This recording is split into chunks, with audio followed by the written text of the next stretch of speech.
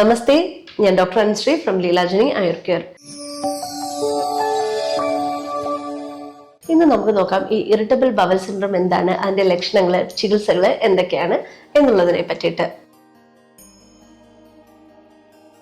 Irritable bowel സിൻഡ്രോത്തെ പറ്റി പറയുവാണെങ്കിൽ ഒരുപാട് പേര് ഇതുകൊണ്ട് ബുദ്ധിമുട്ടുന്നുണ്ട്. പക്ഷെ പലർക്കും ഇത് എന്താണെന്ന് അറിയുന്നില്ല. കാരണം അവർ വിചാരിക്കുന്ന ഇതൊരു നോർമൽ ആയിട്ടുള്ള നമ്മുടെ ശാരീരികമായിട്ടുള്ള ഒരു സംഭവമാണെന്നാണ് കരുതുന്നത്. പക്ഷെ എന്നാൽ അത് അല്ല. ഇറിറ്റബിൾ ബവൽ സിൻഡ്രോത്തിന്റെ ലക്ഷണങ്ങൾ എന്തൊക്കെയാണെന്നുള്ളതൊന്ന് നോക്കാം.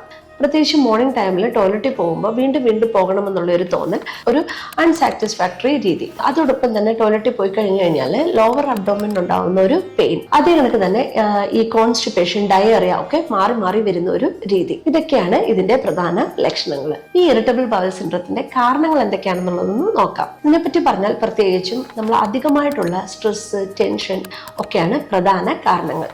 ചില മെഡിസിൻസിന്റെ റിയാക്ഷൻ ആയിട്ടും ഈ ഒരു പ്രശ്നം ഉണ്ടാവാറുണ്ട്. അതുകണക്ക് തന്നെ നമ്മളുടെ ആയുർവേദത്തിലെ വാതപിത്ത കഫത്തിലെ പിത്തം അധികരിച്ചാലും വാദം അധികരിച്ചാലും ഈ ഒരു പ്രശ്നം നമുക്ക് ഉണ്ടാവാൻ ചാൻസ് ഉണ്ട്. നമ്മുടെ ഡൈജസ്റ്റീവ് ഫെയർ കറക്റ്റ് അല്ലെങ്കിൽ ഈ ഒരു പ്രശ്നം ഉണ്ടാവും. അതല്ലെങ്കിൽ ബിരുദാഹാരങ്ങളൊക്കെ കൂടുതലായിട്ട് കഴിക്കുകയാണെങ്കിൽ, പ്രത്യേകിച്ചും പാലും പഴവും അതല്ലെങ്കിൽ പാലും തൈരും ഒക്കെ നമ്മൾ ഒരുമിച്ച് കഴിക്കുന്ന അങ്ങനെയുള്ള കുറച്ച് ഫുഡുണ്ട്.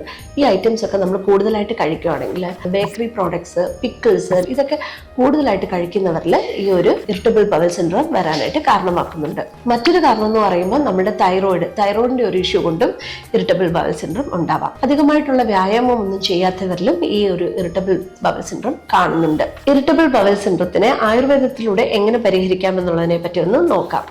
ആഹാരം നല്ലപോലെ ദഹിച്ചതിന് ശേഷം മാത്രം അടുത്ത ആഹാരം കഴിക്കാനായിട്ട് ശ്രദ്ധിക്കുക. ഒരുപാട് നേരം യൂറിൻ അല്ലെങ്കിൽ സ്റ്റൂളൊക്കെ പാസ് ചെയ്യാനായിട്ട് ഹോൾഡ് ചെയ്ത് വെക്കാതിരിക്കുക.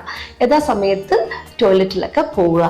അതോടൊപ്പം തന്നെ നമുക്ക് ഗ്യാസ്ട്രൈറ്റിസ് തുടങ്ങിയ ഏതെങ്കിലും അസുഖങ്ങളുണ്ടെങ്കിൽ അതിന് യഥാസമയം തന്നെ ചികിത്സ നൽകുക. ഉറക്കം ഒരു പ്രധാനമായിട്ടുള്ള ഘടകമാണ്. ഉറക്കക്കുറവ് ഉണ്ടെന്നുണ്ടെങ്കിൽ അത് എത്രയും പെട്ടെന്ന് മാറ്റാനായിട്ട് ശ്രമിക്കുക. ആയുർവേദത്തിൽ ഒട്ടനവധി മെഡിസിൻസ് ഉണ്ട്. പ്രധാനമായിട്ടുള്ള മെഡിസിൻസിലൊന്നാണ് കൈഡര്യാദി കഷായം. ഇതൊക്കെ വിധിയാവണ്ണം ഒരു ഡോക്ടറിന്റെ നിർദ്ദേശപ്രകാരം കഴിച്ചാൽ വളരെ പെട്ടെന്ന് തന്നെ നമുക്ക് മാറ്റിയെടുക്കാവുന്ന ഒന്നാണ്. നോൺ വെജ് പദാർത്ഥങ്ങൾ, മൈദ തുടങ്ങിയ ആഹാരങ്ങളെല്ലാം ഭക്ഷണത്തിൽ നിന്ന് മാറ്റുക.